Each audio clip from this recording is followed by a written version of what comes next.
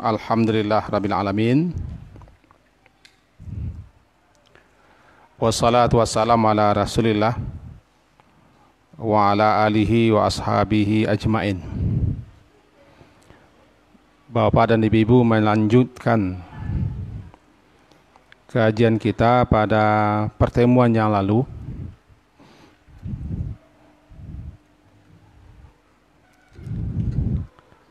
Keringkasannya adalah pertama,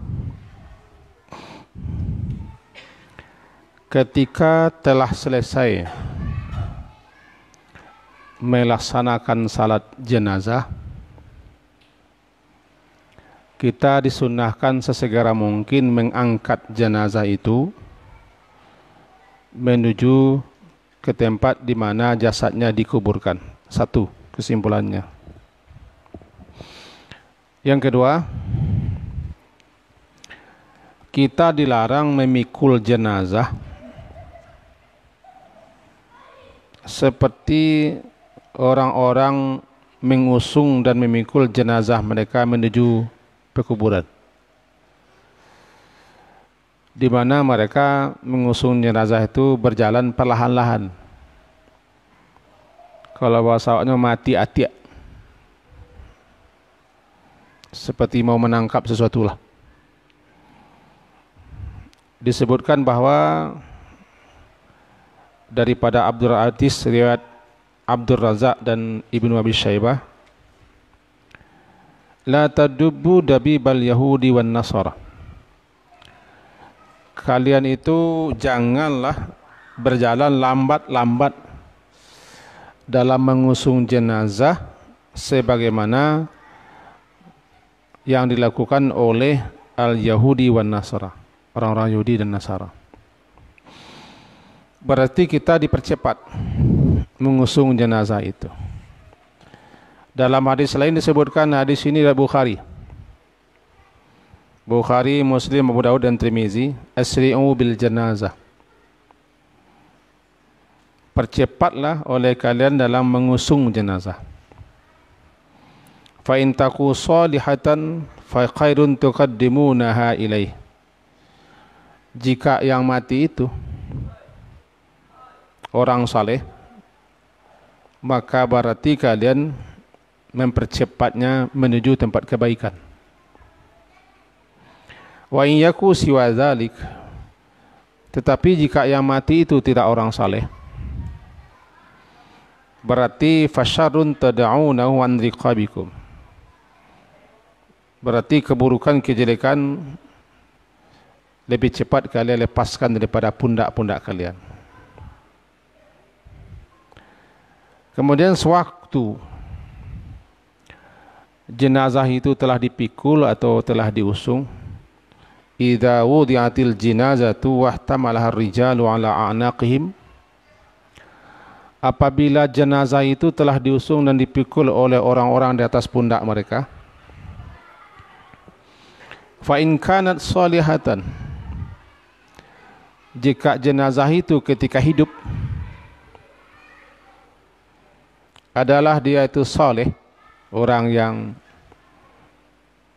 baik, berbuat baik, qalat, dia berkata, qaddimuni, percepat dan segerakanlah olehmu mengantarkanku.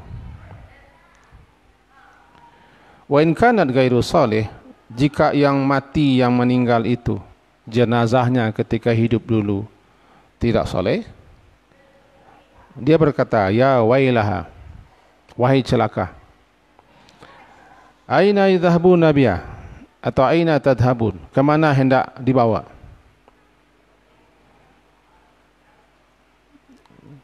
Teriakannya itu yasma'u sawtaha kullu syai'in ilal insan, didengar oleh segala sesuatu yang ada di situ kecuali manusia. Lau sami'ahu sa'iqah, jika manusia mendengar teriakannya itu, pasti manusia itu pingsan. Nah, sedikit garis bawah ini. Sewaktu dulu kita sebutkan roh itu telah dicabut telah dikeluarkan oleh malakul maut, roh itu kan dibawa ke atas untuk dilaporkan kepada Allah. Jika yang mati itu termasuk orang baik, rohnya harum. Jika yang mati itu tidak orang baik, ahli maksiat atau kafir dan segala macam, rohnya busuk sebusuk-busuknya. Para malaikat-malaikat yang berada di lapisan setiap langit meminta supaya jangan roh yang busuk itu dilewatkan di hadapan mereka. Jika yang baik harum, para malaikat-malaikat meminta supaya rohnya dilewatkan di hadapan mereka. Kemudian sifat di atas, Allah perintahkan mengembalikan ke bawah. Dan ini telah kita sampaikan dulu. Bisa jadi ketika rohnya sudah sampai ke bawah lagi dibawa oleh malaikat, bisa jadi kita sedang memandikan atau sudah mengapani atau masih menyelenggarakan. Dan rohnya sudah berada di situ. Roh itu melihat, menampak siapa saja yang menjenguknya. Bahkan roh itu juga kenal siapa yang mengusung. Nah, roh itu yang bilang, kita tidak diberi kemampuan oleh Allah untuk mendengarkan suara roh. Semenjak nyawa akan dicabut, kan ada roh yang minta-minta supaya ditunda.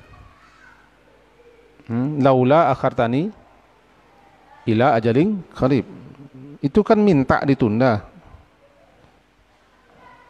Tidak terdengar di kita, tidak. Kita berada di situ, kita ada di situ, kita dekat di situ. Tapi tidak ada kemampuan kita untuk mendengar, karena kemampuan mendengar kita terbatas. Bukankah makhluk-makhluk banyak di sekitar kita? Tidak terdengar kita suaranya. Di tubuh kita banyak makhluk kan? Tidak terdengar kita suaranya. Kalau diperdengarkan, bising. Tidak bisa tidur.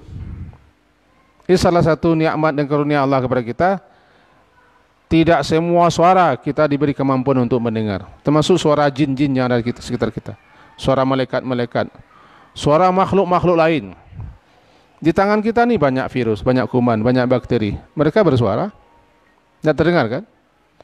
Andaikan mata kita juga mampu melihat, wah, tidak jadi-jadi makan.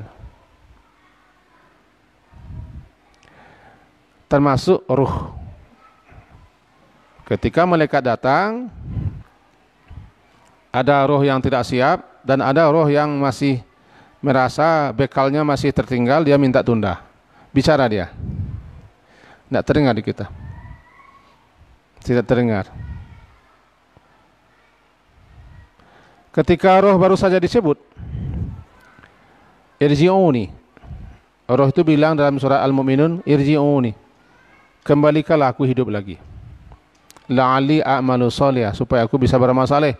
Roh juga bilang, menyebut itu. Meminta kepada Allah agar Allah merintahkan kepada malaikat mengembalikan ruhnya ke jasad supaya dia bisa hidup dan beramal saleh. Tidak terdengar di kita. Tidak. Bahkan ketika malaikat menghardik, akhriju anfusakum, lepaskan nyawamu. Wal malaikatu yadribuna wujuhahum wa adbarahum, malaikat memukuli wajah-wajah mereka dan punggung mereka agar rohnya lepas keluar. Tidak terdengar di kita? Tidak. Kenapa? Kemampuan pendengaran kita terbatas. Begitu juga ketika roh itu diusung. Wah tamalah rijalu ala a'naqim. Orang-orang sedang mengusungnya. Kalau dia roh yang baik, dia mengatakan, qaddimuni, qaddimun. Segerakanlah aku. Percepatlah mengantarkan aku. Kalau roh itu tidak baik dalam hidupnya, kafir dan seterusnya, zalim dan seterusnya, fasik dan seterusnya, sombong, angkuh, durhaka dan seterusnya. Dia bilang, ya Ya wailaha, wahai celaka. Aina yadhhabuna biha, kemana hendak dibawa? Kemana hendak mereka usung jenazah atau jasadku? Atau dalam versi riwayat lain katakan in aina tazhabuni, kemana hendak kalian bawa aku ini? Aina tazhabu nabi, kemana engkau hendak bawa aku? Intinya dia tidak mau dibawa. Kenapa? Dia takut. Orang itu takut nanti akan mengalami berbagai macam hal. Apabila jasadnya dimasukkan ke kubur, setiba di kubur ditimbun jasadnya, lalu rohnya kembali ke jasad untuk menerima berbagai macam fitnah kubur namanya. Pertanyaan-pertanyaan yang diajukan oleh malaikat dalam kubur. Intinya, sebagai tambahan kaji dulu, apakah yang mati itu orang baik atau tidak orang baik? Saleh atau tidak saleh? Kita tetap harus mempercepat membawanya ke kubur. Kita dilarang melangkah perlahan-lahan, lambat-lambat, satu-satu, sebagaimana orang-orang Yahudi dan Nasrani mengusung jenazah mereka. Awakku kadang-kadang kan pak tiru. Nampak di televisi terkait itu ditiru. Cepat diantarkan. Cepatnya tidak sampai berlari, tapi tidak berjalan biasa, nggak cepat. Diusung. Nah, jika yang meninggal itu orang yang tidak saleh, orang yang durjana, ahli maksiat, durhaka, dan seterusnya, suaranya itu didengar. Yasma'u sautaha kullu syai'in. Dia meminta-minta, berteriak-teriak, kemana dibawa itu, didengar suaranya oleh kullu syai', segala sesuatu yang ada di situ, di sekitar itu. Ilal insan, kecuali manusia yang tidak mendengar. Andai diperdengarkan kepada manusia, sa'iqa, manusia itu pingsan. Karena setiap jenazah dibawa terdengar kita jeritannya, permohonannya. Tentu kita tidak akan makan-makan, nakut kan. Nah, kemudian dalam proses kita mengantarkannya ke pusara atau ke kuburan, sebagaimana yang telah kita terangkan, perempuan tidak dianjurkan untuk mengikuti, bahkan dimakruhkan. Karena persoalan penyelenggaraan jenazah itu persoalan laki-laki, tidak ada urusannya wanita. Urusan wanita hanyalah memandikan dan mengampani jika itu mayat wanita. Setelah itu laki-laki. Jika perempuan ingin pergi juga jauh-jauh, jangan dekat-dekat. Apalagi ketika proses penguburan, jauh-jauh, jangan dekat-dekat. Urusannya bukan urusan perempuan, tapi ada juga perempuan yang mada, yang tangkah. Kemudian kita lanjutkan, setiba di kubur, disunnahkan kepada kita memasukkan mayit itu dari arah pihak kaki kubur, jika memungkinkan, jika bisa. Mana kaki kubur? Nih, kiblat di belakang saya. Berarti kepalanya ke arah sana, Pak.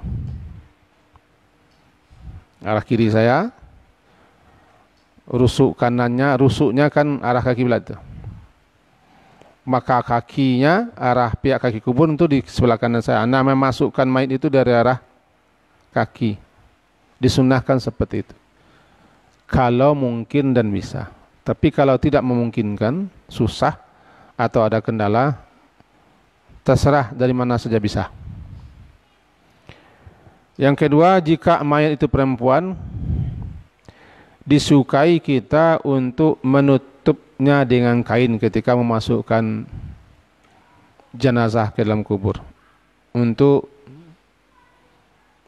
agar supaya jangan terjadi berbagai macam hal yang tidak baik, karena setan juga bisa masuk ke situ. Yang mati perempuan, perempuannya gadis, Di balik kain kapan yang tipis itu kan tubuh jasad. Dusung ke bawah. Laki-laki melihat semuanya. Makanya mazhab Syafi'i menganjurkan tutup dengan kain. Di kita kan enggak, siapapun yang mati tutup dengan kain semua. Entah apa gunanya saya tidak tahu.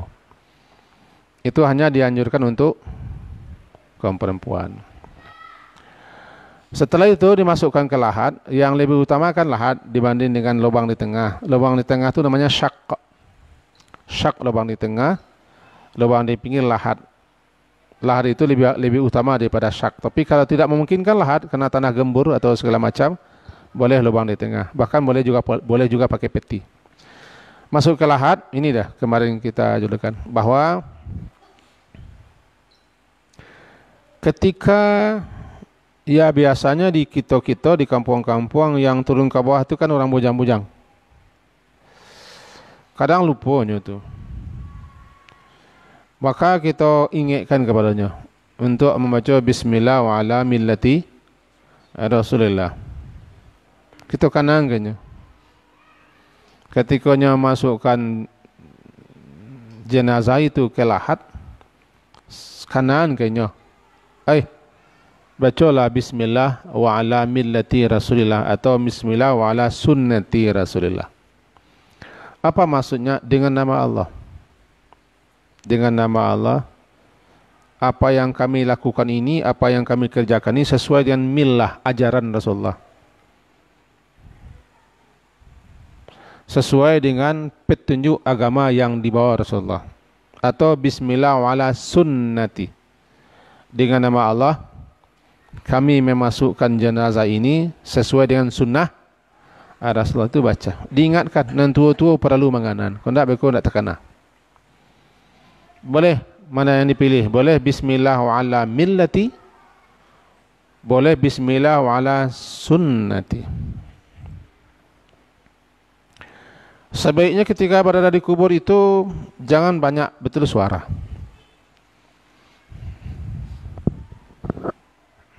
Apalagi duduk mengelompok di sudut-sudut, masih sempat juga terpingkal-pingkal tertawa-tawa. Kadang-kadang tinggi lo suara. Cerita kila kemudian kian kama tidak disukai, bahkan dimakruhkan. Di kubur tempatnya orang tawaduk, orang tadaruk, tempat orang merendahkan diri, tempat orang mengenal untung.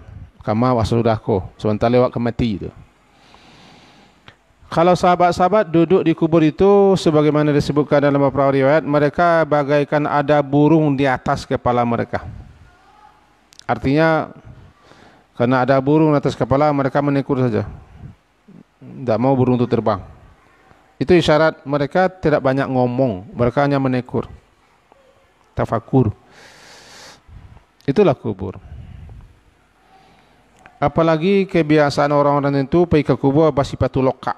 Masih tempatnya bersifat lokak. Kadang-kadang pijak kubur.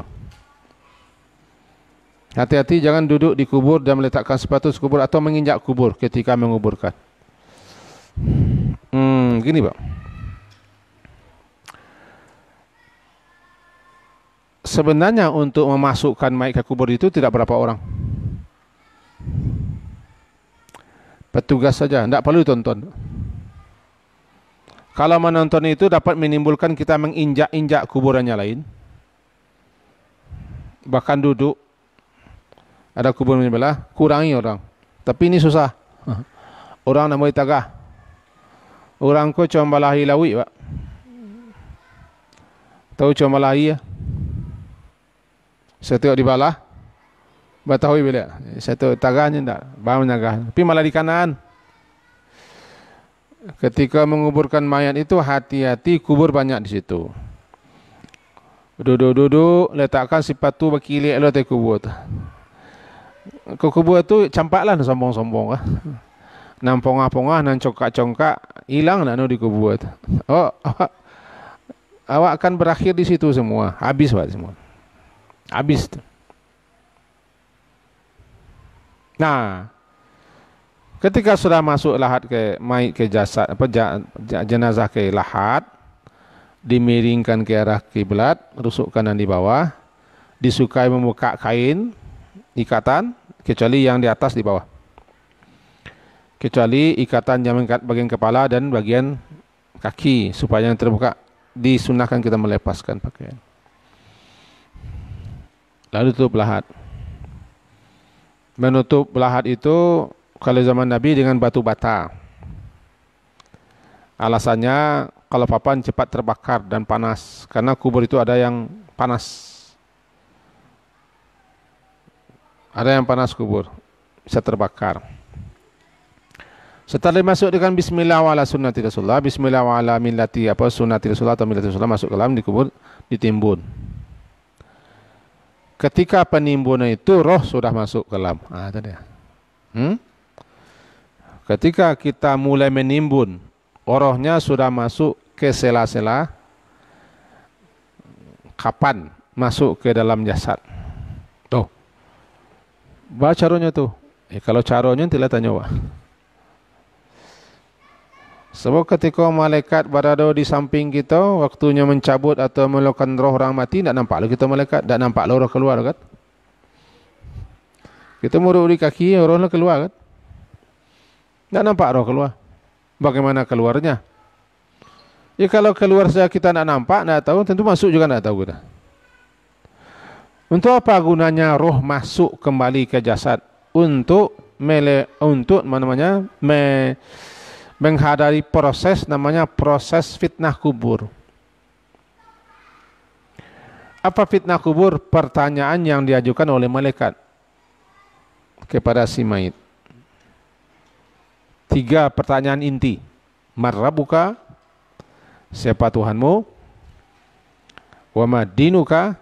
Apa agamamu? Dan siapa laki-laki yang diutus kepadamu? 3 yang inti ini. Itu. Jadi masuknya roh ke jasad, dia akan melewati proses registrasi itu. Ujiannya itu. Sementara orang-orang sudah menimbun, itu makanya dia sudah mulai mendengarkan bunyi tanah yang ditimbun, bunyi sekop, bunyi apa lagi? Bunyi gedebak gedebu, bunyi suara-suara. Mendengar dia, karena rohnya sudah masuk ke jasadnya. Begitu disebutkan dalam beberapa riwayat.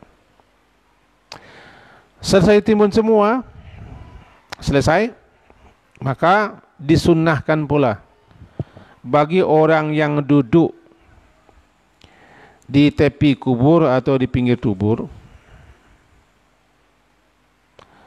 untuk menuangkan ke lahatnya sebelum lahat ditimbun, maksudnya nih, menuangkan tanah. Di zaman Nabi debu 3 kali. Nah, itu memang ada beberapa riwayat, walaupun tidak semua ulama sepakat, tapi ada beberapa riwayat. Ambil tanah, tuangkan, minha khalaqnakum. Tanah lagi, wa fiha nu'idukum, masukkan ke situ. Yang ketiga, wa minha nukhrijukum taratan ukhra, dari sini pula kami nanti akan keluarkan kamu. Apa artinya? Minha khalaqnakum, dari tanah ini kami ciptakan kamu. Wa fiha nu'idukum, dan ke dalam tanah ini kami kembalikan jasadmu. Wa minha, dan daripada tanah ini nanti kami keluarkan jasad kamu yang baru. Ini menurut sebagian ulama disunnahkan ketika lahat sudah ditutup dan sebelum terjadi penimbunan. Tidak semua ulama menyatakan setuju pendapat ini, karena memang riwayat-riwayatnya ada yang diperselisihkan. Tapi setidak-tidaknya ada disyaratkan dalam sekian riwayat, kita membaca ini. Itu surat Thaha, surat ke-20 ayat 55. Minha khalaqnakum wa fiha nu'idukum wa minha nukhrijukum taratan ukhra. Baru ditimbun. Nah, setelah ditimbun, selesai penimbunan, ini dia. Rohnya sudah masuk, malaikat sudah datang, maka kita diperintahkan istaghfiru li akhikum. Mintakan oleh kamu kepada Allah saudaramu yang dikubur ini. Mintakan ampunan. Fas'alu lahu tasbit. mohonkan juga kepada Allah agar dia diberi kemantapan, kekuatan, keteguhan, kemampuan untuk menjawab pertanyaan malaikat. Itu kita bantu dengan doa. Dalam surat Ibrahim kan berbunyi, yusabbitullahu alladhina amanu bil qawli tsabit fil hayati dunya wa fil akhirah. Kita mintakan tasbit itu. Apa tasbit? Agar dia mampu menjawab pertanyaan malaikat. Karena pertanyaan itu 3 pertanyaan, bocoran soalnya 3 nih. Bocoran soal ujian. Itu barang yang tidak bisa dihafal. Marrabuka, siapa Tuhanmu? Dia bukan ujian. Intinya sejauh mana kita mengenal dia. Sejauh mana ma'rifah kita kepada dia. Sejauh mana kita mengenal Allah. Itu yang menjawabnya. Allah nanti akan memantapkan, akan meneguhkan orang-orang yang beriman yang mengenal Allah itu, yang beriman kepada Allah, bil qauli tsabit, dengan perkataan yang mantap. Di antaranya ketika dia dikubur, dia nanti akan mantap menjawab pertanyaan malaikat. Tapi kita bantu dengan doa. Bukan mengajarinya. Dikawankan mengajarinya. Kau datang nanti malaikat bertanya, siapa Tuhanmu? Jawablah Allah. Tidak bisa didiktekan. Tidak. Doalah. Mohonkan kepada Allah doa. Maka dua itu inti doa. Ketika dikubur, pertama mintakan ampun kepada Allah. Sebelum dia ditanya, mintakan ampun dulu kepada Allah. Karena dosa itu suatu beban berat yang akan memberatkan seseorang, yang akan memayahkan seseorang, yang menyebabkan orang tersisa dan kena azab, itu dosa. Sehingga dosa itu disebut juga dengan wizrun. Wizr. Waw, zai dan ra. Wizr. Jamaknya auzar. Apa wizr? Beban berat. Dikatakan dosa itu dengan wizr karena dosa itu membebani seseorang. Beban yang dipikul, yang dibawa oleh orang mati sampai kira-kira dosa. Setiap kali kita mintakan ampun kepada Allah, jika Allah terima, bebannya kurang. Bebannya kurang. Bebannya kurang. Ini bapak-bapak, ibu-ibu dan kita semua, siapa yang sudah mati di antara kita, keluarganya, ayahnya atau ibunya atau siapa saja, rajin-rajinlah mintakan ampun kepada Allah supaya berkurang bebannya. Barik beban. Setiap kali kita mintakan ampun kepada Allah, berkurang bebannya.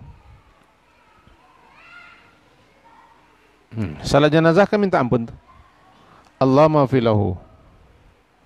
Ada sekian orang yang mensalatkan jenazah sampai 40 lebih dapat keringanan dia. Bertambah banyak, bertambah bagus. Itu makanya bagus mati di Makkah dan di Madinah. Bisa disalatkan oleh jutaan orang. Apalagi yang salat di sana bukan sembarang-sembarang orang. Kan ada juga orang alim, ada guru-guru, ada syekh-syekh, ada ulama yang salat di situ, disalatkan. Kita jangan mengumpulkan orang 100.000, mengumpulkan 10 orang susah salat jenazah. Nah, tujuan salat jenazah memohonkan ampun atau berdoa kepada Allah. Allah maafilahu. Ketika dia masuk kubur, sebelum dia ditanya, minta juga, ya Allah ampunkan dosanya. Bersungguh-sungguhlah mintakan ampun. Akhlisu lahu doa. Murnikan doa kepada Allah untuk dia saja. Jangan diputar-putar pula doa itu kepada yang lain. Kadang-kadang tidak ada sanggup pautnya si mati buat doa aja. Kan tiwak di sinan. Tapi entah di masinannya tidak tahu loh. Sinan. Kadang-kadang doanya tidak ada sanggup paut isi mati. Cuma awak angku amin ko bamin Allah betul. Ustaz. Dipati doa Ustaz, doa nang kubur. Kadang-kadang diulangnya doa itu di doa salat jenazah. Kadang-kadang dibawanya putar-putar kepada doa yang lain. Rabbana la tu'akhizna in nasina aw akhtana. Itu tidak ada hubungan si mati itu. Rabbana la tuzigh qulubana, tidak ada hubungan dengan si mati. Rabbana innana sami'na munadiyan yunadi lil imani an aminu bi rabbikum fa amanna. Amin kata orang. Tidak ada hubungan dengan si mati.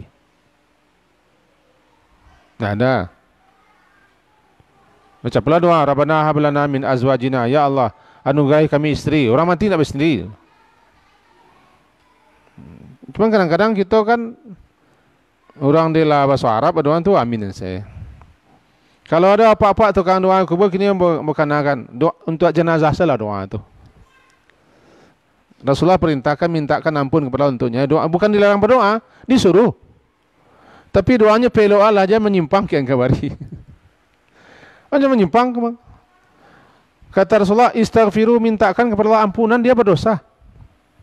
Dan dia tidak bisa minta ampun lagi.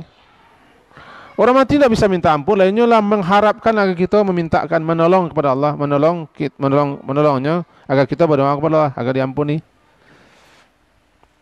Kita hidup kan, kita masih banyak peluang, banyak kesempatan untuk minta ampun, untuk tobat bermasalah, tapi kita tidak pakai, tidak pergunakan. Kalau orang mati, kau baru tahu. Tidak ada guna lain kan?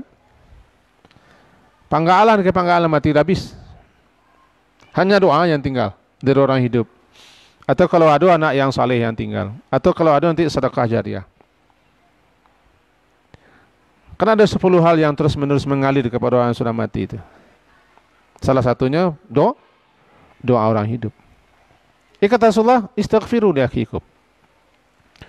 Mintakan kepada Allah agar dia diberi kemantapan. Tidak dapat bahasa sini masawak. Ya Allah, mohonlah diberinya kemantapan, kekuatan, kemampuan untuk menjawab pertanyaan malaikat. Sebab siapa yang selamat daripada situ, itu pertanda baik. Pertanda baik. Itu kira-kira saya himpun dalam berbagai riwayat. Setelah selesai kita berdoa kepada Allah, pulanglah. Setelah kita berangkat pulang itu, malaikat sudah mulai mengajukan pertanyaannya itu. 3 pertanyaan itu. Terkenalah malaikat itu dengan mungkar nakir. Kebiasaan sebagai masyarakat menanam pohon pudiang. Iya pudiang namanya. Buat tanam bunga di atas pusaro. Kalau tujuannya untuk menandai pusaro, silakan. Tidak masalah. Menandai pusaro sementara, menjelang dapat tanda lain, ya silakan. Tidak masalah. Tapi kalau tujuannya menanam itu supaya ada makasih lain, tidak boleh dah. Bahwa ada tujuan sebagai masyarakat, nak ringan azabnya, nak katawarannya, nak katawaran. Ada yang membawa bunga ros, bunga rampai. Yang putih-putih aku bunga aku. Bunga melati. Kadang-kadang 80 pusaro di bunga tu. Ada yang pernah kita dapat cerita, dapat bahan, bamu ke itu nak katawarannya. Nak katawaran. Itanam lo patang kayu situ pohon-pohon ayo nak kalindungan. Barangkali kau salah paham mungkin. Dulu Rasulullah SAW itu kan pernah menancapkan pelepah korma yang masih basah. Pelepah korma yang masih basah masih muda, tancapkan 1, 2. Itu kasusnya terjadi. Pernah Rasulullah lewat di 2 buah kuburan. Kemudian kata beliau kepada sahabat-sahabat yang mengiringi, innahuma yu'adzabani. Kedua penghuni kubur itu sedang diazab. Yang satu diazab lantaran tidak bersuci setelah buang air. Yang satu lagi diazab lantaran suka namimah, madu. Itu nampak. Ringkasnya, Rasulullah mintalah pelepah korma. Beliau patah 2 kan, beliau bagi 2. Satu di siko di kuburan C, satu di kuburan C. La'allahu. Semoga azabnya diringankan Allah selagi pelepah kormaku alun kering lain. Itu namanya tarji, harapan. Jadi Rasulullah berharap agar diringankan azabnya sampai batas waktu pelepah korma kering. Kalau itu ditiru, Itu khususiat untuk Nabi. Kalau perlu bakar makan kariang, kini batang kayu ni tanam supaya nak kariang-kariang. Kalau itulah anggapan rasanya tidak pas. Jadi perlukah kita menanam batang kayu, bunga, atau bunga pudi yang segala macam lah namanya? Ya tergantung. Kalau hanya untuk tanda sementara silakan. Tapi kalau ada makasih dan niat lain, tidak ada sunnahnya. Tidak sunnah. Berasa itu kajian kita malam hari ini. Tadi mula minta permisi ke ketua. Ambo dah siko Isa karena ada acara yang harus ambo pimpin tentang wabah corona yang telah menjalar, jadi harus antisipasi di pondok-pondok. Jadi ambo harus mimpin apik. Jadi spesies itu yang bisa saya sampaikan, semoga ada faedah dan manfaatnya untuk kita bersama. Diakhiri dengan subhanakallahumma bihamdika asyhadu an la ilaha illa anta astaghfiruka wa atubu ilaik. Sallallahu ala Muhammadin wa ala alihi washabihi jama'in. Alhamdulillah. Assalamualaikum warahmatullahi wabarakatuh.